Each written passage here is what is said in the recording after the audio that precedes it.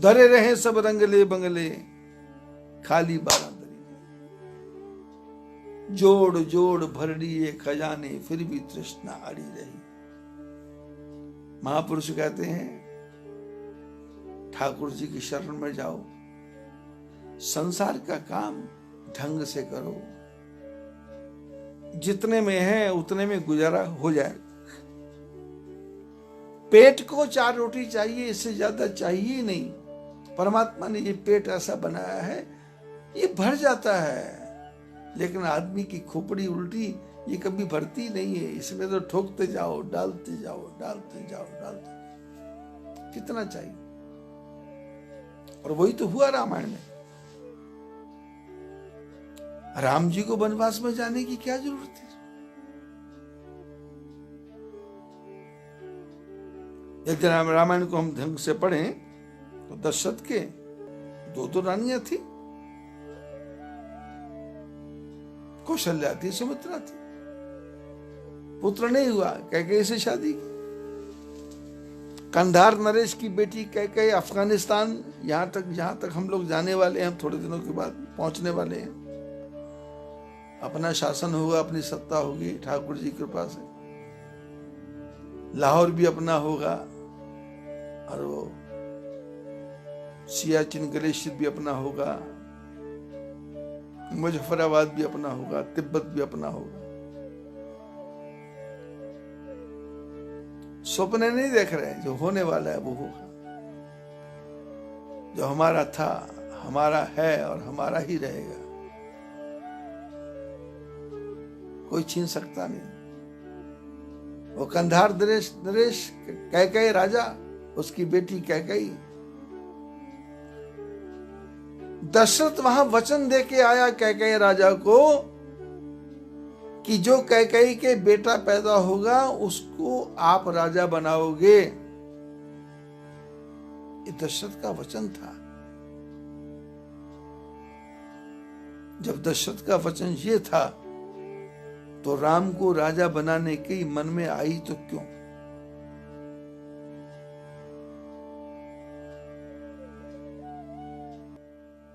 यदि महाभारत की तरफ देखें तो भीष्म पितामह ने अपने परिवार के सुख के कल्याण के लिए अपने जीवन की आहुति दे दी। विवाह नहीं किया, कन्या से श्राप मंजूर कर लिया, वो कन्या शिखंडी बन गई, उसके हाथ से मरना कबूल कर लिया। कृष्ण भगवान को बता दिया शिखंडी आगे रहेगा, मैं बाण नहीं चलाऊंगा। शिखंडी को आगे करके अर्जुन बाण मारता है, लेकिन मन में दुख होता है। पर कृष्ण बोलते हैं नहीं, आतताई को मारना बुरा नहीं, मारो। पर शिखंडी के सामने रह करके भीष्म पितामह मरना चाहते हैं। पर इधर दशरथ के जीवन की तरफ देखो। दशरथ कैकेयी राजा को वचन दे के आया, उसका जो पुत्र होगा वो राजा बनेगा। तो क्यों दशरथ के मन में ये भावना आई कि मैं राम को राजा बनाऊंगा?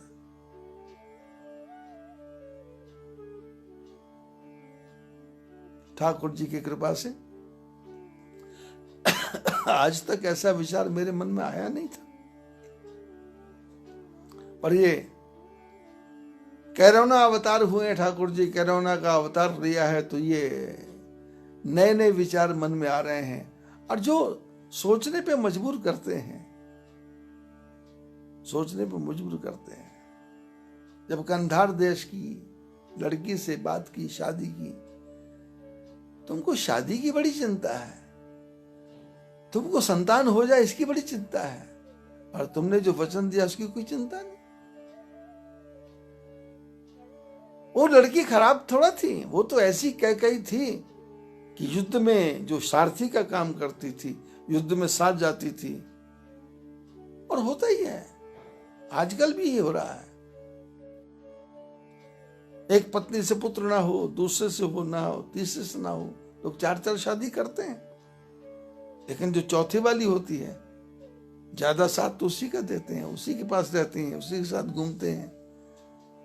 3 घर में बैठी हैं, हर एक के साथ हो रहा, कौन नहीं कर रहा? रानी कैकेयी सारथी बन के जाती हैं युद्ध की भूमि में। युद्ध करते करते दुश्मनों के बाण से दशरथ के रथ का पहिया, उसकी कीली निकल जाती है। कैकेयी का ध्यान गया, रथ का पहिया गिरेगा, दुश्मन को मौका लग जाएगा। कैकेयी ने अपने हाथ की अंगुली से उस कीली की जगह अपनी अंगुली फंसा दी। युद्ध समाप्त हुआ। कैकेयी तो लटकी हुई है। राजा दशरथ ने कहा क्यों? तो देखा तो कीली, पहिए में कीली में अंगुली। अरे ऐसा क्यों किया? बोले पहिया निकल जाता। दशरथ ने कहा मैं प्रसन्न हूं, वरदान जब चाहिए मांग लेना। 2 वरदान। अब तुम विवाह करना है तो वरदान देने को तैयार, कीली में रथ की रक्षा कर दी तो वरदान देने को तैयार, और जब वरदान देने का समय आ रहा है तो तुम्हारे प्राण निकल रहे हैं। ऐसे ही हमारे जीवन में हो रहा, पूरे जीवन में हमारे ये हो रहा है। बेटा नहीं पढ़े तो भगवान से प्रार्थना, प्रभु कृपा करो ये पढ़ जाएगा तो मैं तुम्हारी इच्छा पूरी करूंगी। पति बीमार हो गया तो भगवान के मंदिर में पति को ठीक कर दो, मैं ये काम करूंगा। पुत्र बीमार हो गया, भगवान के यहाँ मेरे पुत्र को ठीक कर दो। माता पिता बोलते हम ये काम करेंगे, लेकिन जब काम हो गया तो भगवान गया भाड़ में, भगवान गया चूल्हे में, भगवान गया। अगर आपको हमारा कंटेंट पसंद आया हो तो वीडियो को लाइक करें, ज़्यादा से ज़्यादा शेयर करें और हमारे चैनल को सब्सक्राइब करें।